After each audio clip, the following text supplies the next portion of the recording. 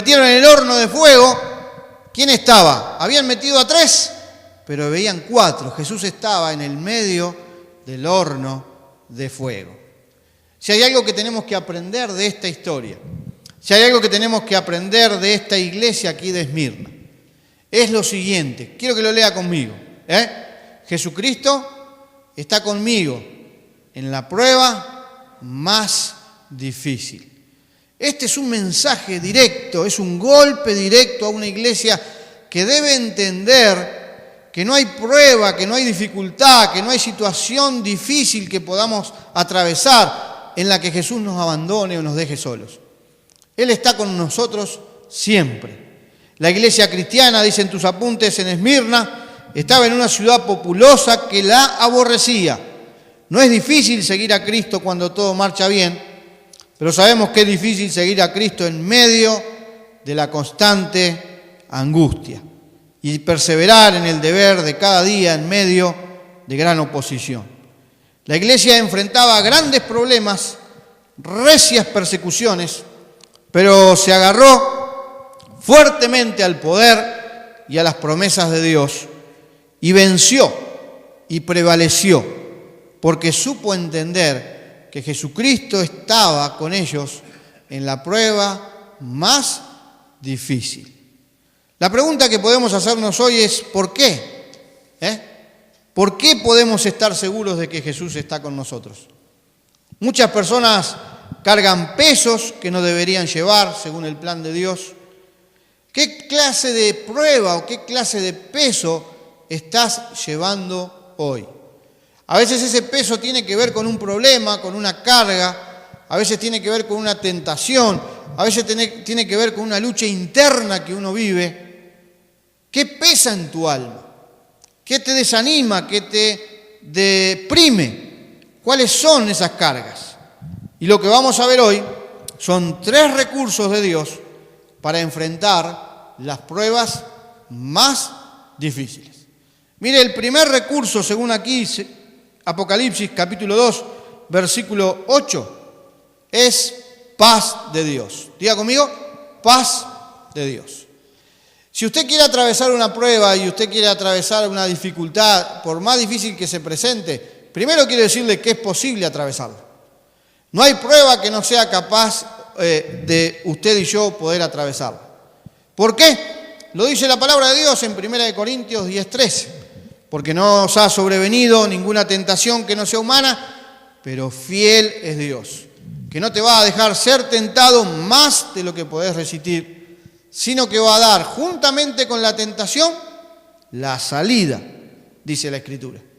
Ahora, la paz de Dios es un recurso que vas a necesitar para atravesar la prueba. ¿Por qué? Porque es importante, como dice ahí, saber a quién escuchar cuando es oscura la noche. Cuando la prueba viene parece que todo se termina. Cuando la prueba viene parece que no hay más luz. Cuando la prueba viene parece que ¿y ahora qué hago? ¿Y cómo voy a resolver esto? ¿Y para qué lado voy a salir? ¿Y cómo voy a salir de esta situación? Nunca me encontré en una situación así. Y uno se desespera. Se desespera, se angustia, se duele, llora. Todo depende del nivel de prueba que uno pase. A veces son pruebas difíciles, a veces son pruebas más fáciles. El tema es que esa prueba nosotros no la podemos medir, sino que el que la mide es el Señor. Esa prueba para algunos, si yo miro a Connie sufrir y digo, mirá por lo que se sufre, mirá lo que está sufriendo, una pavada está pasando, mirá porque llora por una pavada. Para mí puede ser una pavada, pero ella que lo está viviendo, que lo está sufriendo, es algo que se transformó en el centro de su vida y hasta que no lo resuelva, no va a poder tener paz y no va a poder tener otra vez el gozo que Dios le da. Por eso no podemos juzgar a nadie, no podemos medir las pruebas o calificar las pruebas, esta más grande, esta más chica. Cada prueba es personal y si llega a nuestra vida es porque Dios tiene un propósito principal con ella. Y una de las cosas que tenemos que entender, dice el versículo 8, mire, escribe el ángel de la iglesia en Esmirna, el primero y el postrero, el que estuvo muerto y vivió, dice esto. ¿Cómo nosotros podemos tener paz? ¿Cómo podemos tener este recurso de Dios en medio de una prueba difícil? ¿Cómo llega la paz? Mire, la paz llega cuando veo a alguien que pasó por lo que yo estoy pasando. Cuando usted está en una situación difícil que no sabe resolver, pero usted conoce a alguien que ya pasó por eso, le da tranquilidad, ¿sí o no? Le hace descansar. Si usted tiene un problema, una enfermedad, va al médico. ¿Por qué va al médico? Primero, porque el tipo estudió acerca de las enfermedades, se supone, ¿no? Pero aparte, porque él ha tratado ese tipo de enfermedades que usted tiene muchas otras veces. Entonces, usted va al médico y cuando el médico le dice, mirá, tenés que hacer esto, esto, esto y esto, ¿qué hace usted? Bueno, se queda más tranquilo, ¿no? Si el médico le dice, mirá, tenés dos días de vida, bueno, se preocupa. Si le dice, no pasa nada, te quedate tranquilo, le va a dar paz. Acá dice el versículo 8 lo siguiente: el primero y el postrero, antes de cada prueba. Mire, antes de cada prueba que usted puede estar pasando, Jesucristo ya estuvo. Dios es antes de cada prueba que usted pueda vivir. Pero no solamente Él es antes de cada prueba, sino que dice que es el postrero, es decir, después de la prueba, Jesucristo está. ¿Me va siguiendo o no? Es decir, antes de que usted naciera, antes de que el primer problema que le tocara enfrentar, de niño, de adolescente, ahora de adulto, antes de que la prueba llegara, Jesucristo es. Jesucristo ya estaba antes de la prueba. Y cuando pase su prueba, es más, aunque la prueba lo mate, mire, como lo que acabamos de leer en la historia de estos cristianos, aunque termine muriendo por causa de la prueba, Jesucristo estará. Entonces, Él es lo suficientemente grande, alto, profundo, como leíamos hoy al principio en el Salmo 47, es superpoderoso de todo, porque Él está antes y Él está después.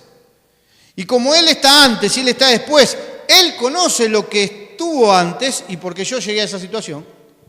Y Él conoce lo que va a pasar después. Por eso Él puede guiarme y Él me puede dar paz y tranquilidad. Por eso paz de Dios llega por saber, como dice allí, cuando usted ve a alguien que pasó por lo que está pasando. Número 2, dice, paz de Dios llega cuando alguien entiende por lo que estoy viviendo.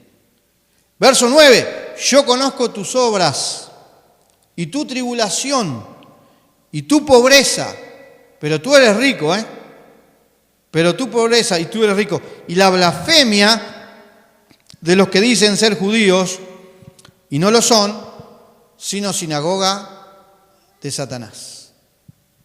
¿Sabe que hay una de las cosas que menos me gustan en la vida? Cuando viene alguien y te quiere dar consejo, ¿no? Vos te estás muriendo ahí desesperado, una crisis, la estás pasando mal y viene, tenés que hacer esto. ¿Viste? O sea, te miran así medio que por arriba y te quieren enseñar. Y ni saben lo que estás pasando. No entienden lo que estás viviendo. Nunca se pusieron tus zapatos. La vida para ellos fue de otra manera, fue de otra forma. Muchas veces ni siquiera les ha tocado sufrir. Pero Jesús dice que Él conoce cada sentimiento. Él conoce cada sensación. Él conoce cada emoción que nosotros tenemos. Dice el texto acá, mire, yo conozco tus obras. Habla de lo que usted ha hecho bien o lo que ha hecho mal. Y Dios sabe perfectamente todo lo que vos has hecho bien y también lo que has hecho mal. Porque quiero decirle algo. Aquí estamos haciendo muchas veces las cosas bien. ¿Sí o no? ¿Ha hecho cosas bien? Pero también tenemos que reconocer que a veces las cosas las hacemos mal. A veces no intencionalmente, a veces no a propósito, a veces porque otros nos llevaron a esa situación, a veces son las emociones que nos llevan, pero hacemos las cosas mal. Y Dios sabe tanto las cosas buenas como las cosas malas. Él nos conoce. No solamente eso, mire, el texto sigue hablando diciendo, conozco tus obras y tu tribulación. ¿Qué es una tribulación? Tribulación es cuando todo está revuelto, ¿no? Cuando el mundo se le dio vuelta pata para arriba, decimos nosotros, ¿no? Es decir, está todo entreverado, es como que lo metieron a usted dentro de una licuadora y está dando vuelta y vuelta y vuelta. Jesús decía esto a los discípulos, el diablo os ha pedido para zarandearnos. Y la zaranda, ¿sabe lo que es la zaranda? ¿Ha visto una zaranda? Nosotros usamos la zaranda allá para revocar y entonces tenemos que colar la arena para que la arena quede finita y usted, ¿no? Pero eso se hace también con las semillas, ¿no? Para quitar lo que no sirve y que quede solo la semilla. Ahí empieza a zarandear y en la zaranda va para izquierda, derecha, adelante, para atrás, pero también va para arriba y va para abajo. Es decir, en todas las formas, en círculo, lo importante es que salga lo que nos sirve. Y a veces así nuestra vida. Vamos para acá, vamos para allá, vamos para arriba, vamos para abajo y parece que no se termina más y todo es vuelta y todo, y damos vuelta para arriba y no le encontramos vuelta, no le encontramos salida, no encontramos situación. Y Jesús conoce esa tribulación. Conoce tu estado adentro, qué es lo que te está adentro atribulando, qué es lo que te está desanimando, qué es lo que te está haciendo pensar falsamente, que todas esas tribulaciones, toda esa mezcla en la cabeza que parece que no hay paz, Él la conoce, por eso te puede dar paz. Dice adelante el versículo, conozco tus obras, conozco tu tribulación, conozco tu pobreza. ¿Sabe que la pobreza era causa, como le dije hace un ratito, de haber depositado su fe en Jesucristo y haber perdido el trabajo? Quedarse sin el sustento diario, quedarse sin tener para comer. Pero hay un paréntesis que ahí aparece y dice, pero tú eres, ¿qué? Rico. Mire, no se confunda en creer que la provisión no viene de otro lado que no sea de Dios. Cuando usted cree que la provisión viene del jefe, viene de la situación económica, la va a pasar mal, va a sufrir. Porque la Biblia dice en el Salmo 23, Jehová es mi pastor, ¿qué? Uno de los nombres de Dios es Jehová Jireh. Y Él se ocupa de alimentarnos. Y Él se ocupa de traer a nuestra casa todo lo que nosotros necesitamos. No, pero mirá que si yo no voy a trabajar. La Biblia dice que no trabaja, que no coma. No estamos promoviendo la pereza o el no trabajar. Lo que estamos diciendo no es ese desenfoque, no dé vuelta la lista de prioridades. Dios siempre es primero en nuestra vida. El domingo pasado hablábamos de eso. No pierdas tu primer amor, porque a Él no le interesan tus obras, le interesa tu corazón. Acá el texto está hablando y está diciendo, ellos tuvieron que padecer. Ellos tuvieron que enfrentar pobreza. ¿Sabe que hay creyentes que son pobres? ¿Conoce creyentes que son pobres? Pero esa pobreza a veces tiene que ver con lo económico. Porque tal vez no tengan el sustento suficiente o le esté sobrando, pero es un estado en el que Dios nos permite estar para demostrar su poder, su grandeza y su autoridad suficiente para proveer. Es un estado. Ahora, diferente es cuando vos ves cristianos pobres, pero que viven como pobres. Acá el texto dice, ustedes son ricos, y uno no vive las riquezas de Dios, no vive la provisión de Dios, porque vive como un pobre. Pero como hijos de Dios somos ricos, dice la Escritura. El texto sigue avanzando diciendo provocación, persecución, preocupación.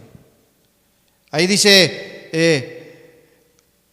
las blasfemias de los que se dicen ser judíos y no lo son, sino sinagoga de Satanás. Había quienes querían eliminarlos y ni ellos eran judíos, ni ellos respetaban la ley ni la Torá. Paz de Dios es lo que usted va a necesitar para enfrentar una prueba difícil. Pero el segundo recurso es poder de Dios. ¿Puede decirlo conmigo? Poder de Dios. Es que sin el poder de Dios no podremos atravesar ninguna crisis, prueba, necesidad o ansiedad que se aparezca. ¿Por qué? Porque cuando todo intenta quitarme la vida, es precisamente cuando Dios busca darme vida. La prueba va a intentar hacer eso, que usted pierda el gozo, que pierda la alegría, que pierda el propósito de Dios, que pierda la comunión con otros cristianos, que pierda relacionarse, que pierda bendiciones, que pierda. Juan capítulo 10 dice, el ladrón no viene sino para hurtar, matar y destruir. Yo he venido para que tengan vida y vida en abundancia. Cuando estés atravesando una prueba difícil, una prueba complicada, una prueba de la que parece que no podés salir, donde parece que estás perdiendo la vida, no que te vas a morir mañana, sino que, pero sí, te faltan las ganas, te falta el ánimo, te faltan las fuerzas para seguir, para avanzar. Recordá que hay un lugar donde podés enchufarte otra vez a 220. Recuperar esa energía, recuperar ese gozo, poder tener vida para enfrentar esa situación en la que te tocó vivir. Dice Apocalipsis capítulo 2, verso 10, no temas en nada de lo que vas a padecer. Este era el mensaje directo, el golpe central a esta iglesia. No temas, el poder de Dios trae protección. El poder de Dios trae protección, trae cuidado sobre tu vida. Por eso no tengas miedo, no tengas temor. David lo decía de esta forma, en el día que temo, yo en ti confío. En el día que temo, yo en ti confío. Y si hay algo que tenemos que hacer en el momento de una prueba es confiar en Dios. A veces todo está oscuro, todo está negro, no se ve nada. No hay lugar para donde andar. Confía en Dios. Esta gente estaba dando su fe, estaba queriendo ser fiel, lo terminaban prendiendo fuego. Lo terminaban matando, ahorcando. Lo terminaban separando de sus hogares, de su familia. Pero seguían confiando en Dios. Seguían confiando en Dios. Esta iglesia nos hace ver que ellos entendían, pero también vivían la presencia de Dios en la prueba más difícil. Esa prueba que tenían que enfrentar, esa situación que los separaba de todo, se podía atravesar porque Jesús estaba con ellos y ellos sentían la presencia de Dios. Ellos no se sentían solos, ellos sabían, como dice acá el texto, no tenían que tener temor en nada de lo que iban a padecer. Es interesante este versículo. ¿Por qué? Porque la Biblia no dice que confía en Cristo y se te terminaron todos los problemas, ¿no? ¿Cuántas veces usted escucha eso? Venía Jesús y no va a tener más problemas. Acá Jesús está diciendo, el ángel a la iglesia está diciendo, no tengas miedo por todo lo que vas a padecer. Está mirando que en el futuro hay padecimiento. Está mirando que adelante va a haber sufrimiento. Pero cuando venga el sufrimiento, cuando venga el tiempo de padecer, no tenga miedo. Una cosa es padecer, la otra es descontrolarte. Una cosa es atravesar una prueba, la otra es apartarte. Hay algo que te va a tocar vivir en este año que comienza. Momentos buenos, excelentes, buenísimos. Prosperidad, como venimos acá, las cosas te van a ir bien, meditando. Pero va a haber momentos en que te va a tocar atravesar pruebas difíciles. Y eso no elimina el versículo que estamos viendo de Josué 1:8. Porque aún en la peor de las pruebas vos podés prosperar. Aún en la peor de las pruebas las cosas te pueden salir bien. ¿Cómo te van a salir bien si me están yendo mal? Porque eso es lo que sucede con cada hijo de Dios. En Romanos capítulo 8 encontramos a todos los que aman a Dios, todas las cosas que les ayudan a bien. Esa es la ganancia que tiene el cristiano, esa es la ganancia que tiene el Hijo de Dios. El que no tiene a Dios sufre y sufre mal, porque sufre y pierde, pero el cristiano sufre y puede sufrir bien, porque puede sacar ganancia del sufrimiento, puede sacar carácter, puede sacar visión, puede sacar vida aún en el medio del sufrimiento. Mire, acá el texto está diciendo claro, el poder de Dios trae protección. No tengas miedo en nada de lo que vas a padecer. Trae, además de protección, trae visión.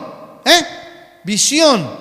El texto dice, he aquí, el diablo echará a alguno de vosotros en la cárcel para que seáis probados y tendréis tribulación por 10 días. Una de las cosas más ricas que uno puede descubrir en su relación con Dios es que Dios le muestra el camino. Y acá es lo que está sucediendo. Dios está diciendo qué es lo que va a pasar, cómo va a pasar, de qué manera va a pasar y el tiempo que va a durar. Esos 10 días son literales, pero también se interpretan como años. Es lo que le acabé de nombrar aquí, con los 10 emperadores que pasaron. Y durante todo ese tiempo, lo que está diciendo el texto es que la prueba tendría un comienzo, pero también la prueba tendría un final. 10 días, 10 años, 10 presidentes, lo que sea. Pero la prueba tiene un comienzo y la prueba tiene un final. ¿Puede decirlo conmigo? La prueba tiene un comienzo y la prueba tiene su prueba tiene un comienzo y su prueba tiene un final. Y eso es lo que no tenés que perder de vista. Muchas veces el final de la prueba se alarga porque soy duro y no entiendo, porque soy duro y no aprendo, porque soy duro y no obedezco. Pero a veces esa prueba se termina solamente con una decisión. Y es haciendo lo que Dios quiere que haga en el medio de la prueba y de la dificultad. Confiar en Él. Y así es Dios, lo hemos dicho hasta el cansancio. Dios tiene la capacidad de librarte de la prueba en este instante. Y estás pasando un problema de salud, y estás pasando un problema difícil. Y Dios puede hacer así y resolvértelo. ¿Puede hacer eso Dios? Claro que sí. Pero a veces Dios actúa de otra manera y de otra forma. Y Dios deja que esa prueba siga. Dios deja que esa prueba esté presente, pero te libra a vos de la carga y del peso de esa prueba. La prueba está, pero ya no te controla. Sos vos quien controla la situación. Vos podés crecer y avanzar. Y por supuesto que la última forma en que Dios nos libra de las pruebas es cuando estemos en la presencia de Dios. Hemos orado durante estos últimos meses mucho por la sobrina de Richie, ¿se acuerdan? Chiquitas ellas que tenían cáncer y tristemente las dos han partido con el Señor, ¿no? Pero una de las cosas que nos enteramos esta semana es que orábamos para que alguien pueda llevarle la palabra de Dios. Oramos para que alguien pudiera estar ahí y presentarles a Jesucristo. Y así pasó y así sucedió. Y entonces, una de sus sobrinitas, según contaba Richie, antes de partir, antes de morir, recibe a Cristo como su Salvador personal. ¿Ven? Es fruto, hay que darle gracias a Dios por eso. Y por supuesto me imagino el dolor de esa familia, ¿no? No quiere ni estar en sus zapatos. Pero uno puede tener esperanza. La prueba tiene un comienzo, pero la prueba también tiene un final. Y eso es lo que nos enseña acá Apocalipsis capítulo 2. El poder de Dios trae protección, trae visión, pero trae provisión. Verso 10 dice, y tendréis, verso 10, tribulación por 10 días hasta la muerte, y yo te daré la corona de vida. La provisión de Dios es aquello que Él trae en el medio de una prueba. Es aquello que Él trae en el medio de una situación difícil. En aquello que nosotros no podemos entender y comprender, Dios trae. Acá dice que va a traer la corona de vida. Pero sabe, muchas veces en la prueba Dios no solamente trae premios, sino que también trae aliento, motivación, esfuerzo. nuevas ganas, nuevas energías. Isaías lo dice de esta manera: Él da fuerzas al que no tiene ningunas, endereza las rodillas endebles, levanta aquellas manos que están cansadas. Eso es lo que Dios hace en la vida de un hijo de Dios. Paz de Dios, poder de Dios. El tercer recurso es promesas de Dios. Cuando las pruebas son más grandes, o son grandes y mayores, más grande y más excelente que una prueba, es el plan de Dios. Ahí lo dice esa frase: cuando las pruebas son grandes, mayores son los planes de Dios. Verso 10 dice: yo te daré la corona de vida. Y después dice: el que tiene oído, oiga lo que el Espíritu dice a las iglesias. Al que venciere no sufrirá daño de la segunda muerte. Lo primero que habla aquí es del precio. Y el precio que tenían que pagar para atravesar esta prueba era ser fiel, dice el texto, hasta la muerte. Es un precio a pagar. Ser fiel aunque te quieran matar, aunque te estén degollando, como decimos, pero permanecieran fiel. Libro de Isaías, si usted me acompaña, teniendo ahí un dedito en Apocalipsis capítulo 2, vamos a Isaías para poder entender de qué estamos hablando. Isaías capítulo 55, versículo 8 dice: porque mis pensamientos no son vuestros pensamientos, ni vuestros caminos, mis caminos, dijo Jehová. Ese precio de ser fiel y fiel hasta la muerte tiene que ver con entender que la vida cristiana se juega en otro nivel. Es el nivel de lo sobrenatural. Y a veces esa prueba que llega usted no la va a entender, no la va a comprender. ¿Por qué la tengo que pasar yo? ¿Por qué no la vive el otro? Pero mira, aquel hace menos que yo, sufre menos, le va más bien, mejor en la vida. ¿Por qué yo no puedo tener lo que quiero y aquel que se porta mal tiene todo lo que tiene? Mire, la vida cristiana se juega en otro nivel. Los pensamientos de Dios no son nuestros pensamientos. Y Él sabe qué es lo mejor para nosotros. Y Él sabe por qué tenemos que atravesar lo que tenemos que atravesar. Por eso es importantísimo que usted se relacione día a día con Él y encuentre la solución y la salida a la prueba. Número 2, las promesas de Dios hablan de premio. Bueno, lo que les leí hace un ratito, dice allí: y les daré la corona de vida. Fíjese que en el medio de una prueba, de la persecución, de los padecimientos, de la pobreza, de todo lo que acabamos de relatar y de tratar de reconstruir de esta iglesia en Esmirna, viene Dios con un premio. ¿Cómo puede ser? Viene Dios con un premio. ¿Pero qué es lo que hace el premio? El premio nos da aliento. El premio nos da energía. El premio nos hace entender que andamos por el buen camino. El premio nos hace pensar que estamos haciendo las cosas bien. Y eso es lo que Dios da, te da un premio. Verso 11 del capítulo 55 dice: así será mi palabra que sale de mi boca. No volverá a mí vacía, sino que hará lo que yo quiero y será prosperada en aquello para que la envíe. La palabra de Dios prospera en todo lo que Dios la manda. Y cuando Dios te da una palabra, eso es lo que sucede, prospera en tu vida y prospera en mi corazón. Cuando vos tomás la palabra de Dios y la ponés en práctica, tiene los resultados que la palabra de Dios dice. ¿Por qué? Porque es la palabra de Dios.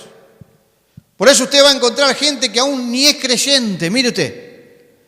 Gente que aún es atea, gente que va en contra de Dios y aplica los principios de la palabra de Dios y adivine qué, funciona. Usted va a encontrar gente que guía su economía de acuerdo a los principios de la palabra de Dios. No son creyentes, pero aplican lo que Dios dice y funciona. Usted va a ver familias que educan a sus hijos de acuerdo a los principios de la palabra de Dios: amor, respeto, honra a tu padre, a tu madre. Aplica los principios y ¿qué pasa? Funciona. Porque no tiene que ver con la persona, tiene que ver con el cumplimiento de la palabra de Dios. Y voy a decir, pero ¿por qué hay familias que son cristianas aún y no educan a sus hijos conforme a la palabra de Dios? Y bueno, ahí vienen los resultados, ¿no? ahí vienen los desastres. Aplique la palabra de Dios, es la palabra de Dios la que tiene fruto y da resultados. Por eso tomamos un versículo como lema y por eso lo intentamos practicar. Hoy es el tiempo de prosperar y de que las cosas me salgan bien. ¿Por qué? Porque voy a pensar y poner en práctica la palabra de Dios de día y de noche, de día y de noche, de día y de noche.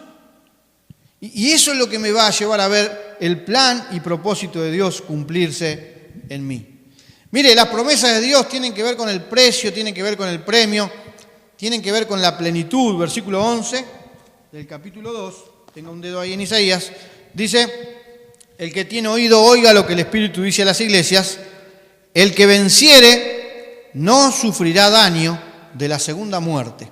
¿Se acuerdan cuando estudiamos la soteriología que hablamos de lo que era la muerte?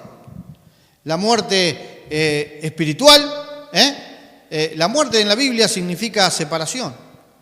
Y la muerte espiritual es la separación de Dios, ¿no?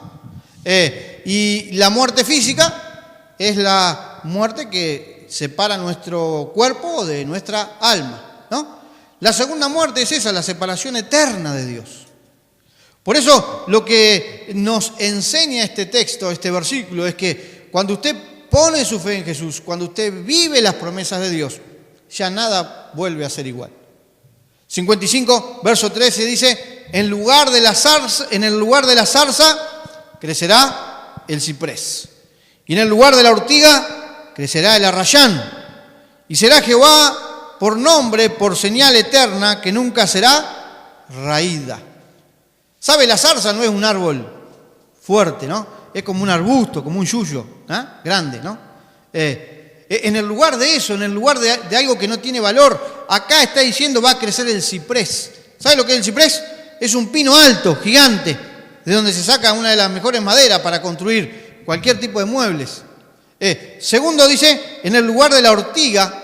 ¿Qué es la ortiga? ¿Conocen la ortiga? Allá la ortiga es esa planta que me parecía así, que la tocás y cuando la tocás te pincha y te arde, ¿no? Y te da alergia, enseguida se te brota todo el cuerpo, la cara, las manos, ¿no? En el lugar de eso que causa daño, dice, crecerá el arrayán.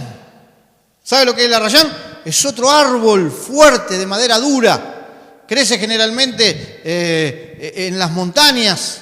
No he visto arrayanes por acá. Pero en el sur, allá en Argentina, está lleno de arrayanes. En lugares donde hay nieve. Es una madera hermosa, preciosa. El arrayán. Eso es lo que sucede. Donde hay dolor, crecerá la fortaleza. Donde hay vacío, crecerá el propósito, crecerá la plenitud. Por eso, nada vuelve a ser igual. Si bien necesitamos creer en Dios, dicen tus apuntes, para que Él pueda ayudarnos, esto no es suficiente hasta que no lo llevamos a la acción. El compromiso es una declaración que hacemos en el lenguaje, pero que sostenemos con acciones. Y mi amigo, tenemos esta semana que tomar acciones. Tenemos que tomar acciones que nos lleven hacia otro nivel mejor en nuestra relación familiar, en nuestra relación con nuestros hijos, en nuestra relación con la iglesia, en nuestra relación con Dios. Tenemos que tomar acciones. Si usted no toma acciones, nada cambia. Todo lindo, precioso, fabuloso. ¡Qué buena idea! ¿No? ¡Qué grande! El domingo pasado decíamos, ¿a cuánto le gustaría que este lugar esté lleno de gente? A todo, qué bárbaro, qué fabuloso. Hay que tomar acciones. Si no tomamos acciones en la semana, adivine que el domingo que viene somos iguales, lo mismo. Es la misma cantidad de gente, es la misma actitud, es la misma voluntad. Tomar acciones, pasa en su vida. Si usted dice, bueno, yo este año quiero ganar el doble de lo que ganaba el año pasado, ¿se puede o no? Claro que se puede. Tiene que tomar acciones que lo lleven a ganar más de lo que ganó el año pasado. Acciones, compromiso. Es una declaración que hacemos en el lenguaje, pero que sostenemos con acciones. Dice allí, no vivamos repitiendo siempre lo mismo. Efesios 4:31, mire, si usted quiere entender, vivir de la presencia, entrenar su mente y saber que Dios está en medio de la prueba más difícil, Efesios 4, verso 31. Dice, quítense de vosotros toda amargura, enojo, ira, gritería, maledicencia y toda malicia. Si usted quiere crecer, si usted quiere vivir estos tres recursos, paz de Dios, poder de Dios, promesas de Dios, no repita el círculo, no haga siempre lo mismo. La definición de locura de alguien que está loco es creer que si sigue haciendo lo mismo que está haciendo va a tener resultados diferentes. Si usted quiere tener resultados diferentes, tiene que hacer cosas diferentes. Es decir, si usted quiere sentir el poder de Dios, tiene que relacionarse con Dios. Si usted quiere si quiere tener respuestas a las oraciones, ¿quiere tener respuestas a las oraciones o no? ¿Quiere que Dios le responda a las oraciones? ¿Qué tiene que hacer? Tiene que orar. Si no ora, ¿qué Dios le va a responder? Si usted quiere ser mejor hijo de Dios, tiene que leer la Biblia. Si usted quiere ser sabio, tiene que ganar almas. Por eso nos estamos entrenando acá los jueves para saber cómo hacerlo. Pero la Biblia dice que gana almas, es sabio. Y eso es lo que trae paz, poder y promesas. Mire, hay que llevar las cargas al lugar correcto. Primera de Pedro 5, 7. Léalo conmigo. Ahí está, Primera de Pedro 5, 7. Echando toda vuestra ansiedad sobre Él, porque Él tiene cuidado de vosotros. Si usted tiene pruebas difíciles que enfrentar en esta semana, no las lleve solo, no las cargue, no sufra más de lo que tiene que sufrir. Ponga todas sus cargas y sus problemas en las manos de Dios. Él tiene cuidado de nosotros. Génesis, vamos a Génesis, capítulo 50 de Génesis, primer libro de la Biblia, ahí casi al final.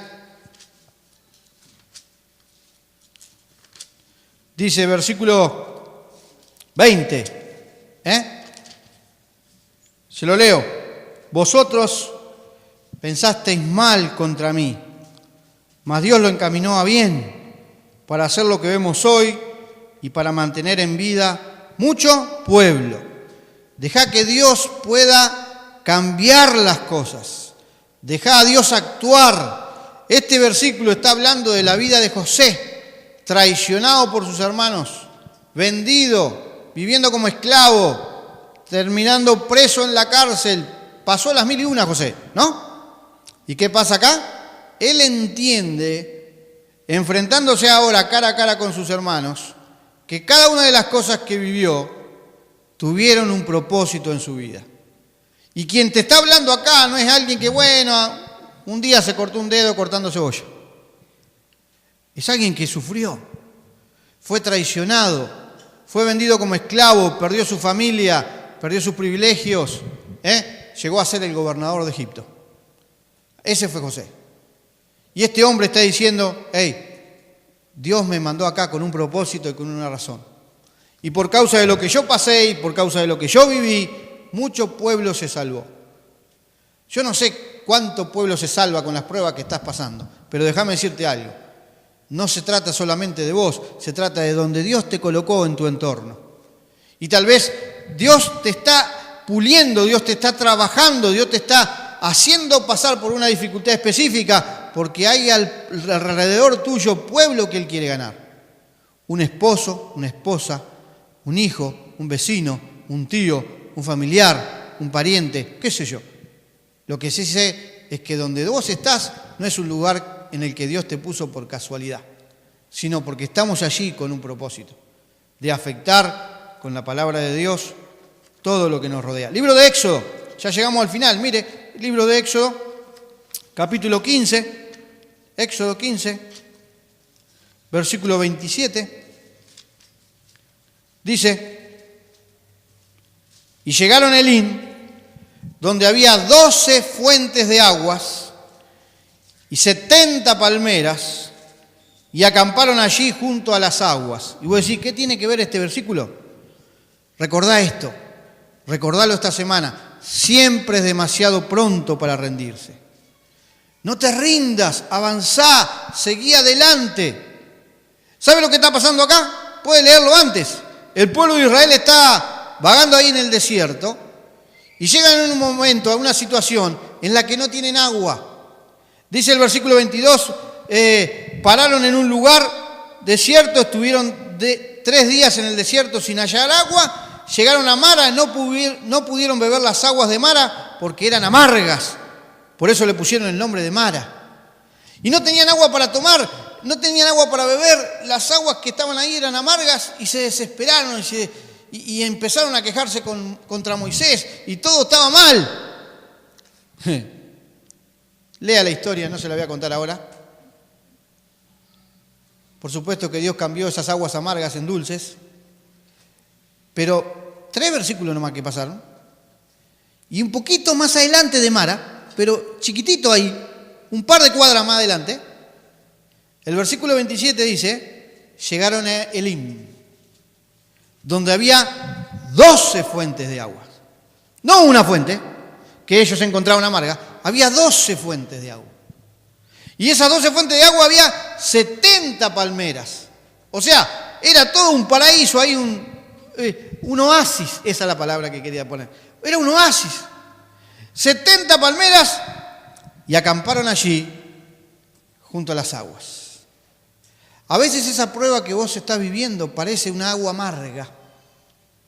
Y vos te querés rendir y tirar la toalla y abandonar y no seguir más adelante y quedarte ahí planificado, porque no ves la presencia de Dios en el medio de esa prueba difícil. Pero lo que yo quiero decirte en esta noche es que Jesucristo está conmigo en la prueba más difícil. La iglesia de Esmirna lo vivió y vos y yo lo podemos vivir hoy. Y cuando vos entendés ese principio, eso se hace carne en tu vida. ¿Qué es lo que pasa? ¿Qué es lo que sucede? Que vendrán aguas amargas, pero vos sabés que ahí más adelante hay fuente, hay agua fresca, hay palmeras para descansar. Es la presencia de Jesucristo en tu vida. La fuente que salta para la vida eterna se llama Jesucristo. Él nos trae descanso, Él nos da paz, Él nos da alimento cuando lo necesitamos, cuando las aguas vienen amargas. Último, termino con esto, Salmo 34, versículo 18, dice, acá está, Salmo 34, versículo 18. Cercano está Jehová a los quebrantados de corazón y salva a los contritos de espíritu. Nunca estoy solo, por más dura que sea la lucha, por más difícil que sea la prueba, por más grande que sea el problema. Cercano está Jehová a los quebrantados de corazón y salva a los contritos de espíritu. ¿Qué es lo que está llenando mi mente hoy de miedo o de temor? ¿Tengo paz de Dios? ¿Por qué estoy perdiendo esta batalla? ¿Se puede ver el poder de Dios en mi vida? ¿Podés decir que el poder de Dios es algo que vivís y que practicás? ¿Dónde está mi fe? ¿En qué cambien las cosas o en el plan de Dios? ¿Es el propósito de Dios que te mueve, que te alienta, que te dice cómo seguir? Jesucristo es el lugar donde llevar nuestras cargas y su presencia me trae descanso. Él es esas 12 fuentes. Él es esas 70 palmeras. Él es ese lugar donde podés reposar y descansar cuando la prueba es difícil. ¿Vamos a orar? Señor, te agradecemos.